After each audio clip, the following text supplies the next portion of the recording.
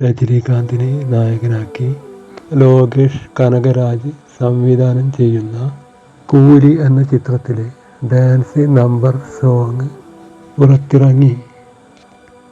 Anirudh Ravichander ഈണമിട്ട Monica എന്ന പാട്ടിൻ്റെ lyrical വീഡിയോയാണ് പുറത്തുവിട്ടത്. പാട്ടിൻ്റെ ശ്രദ്ധാകേന്ദ്രം നായിക പൂജ ഹെഗ്ഡെയാണെങ്കിലും സ്കോർ ചെയ്തത് സൗബിൻ സാഗർ ആണെന്നാണ് ആരാധകർ അഭിപ്രായപ്പെടുന്നത്.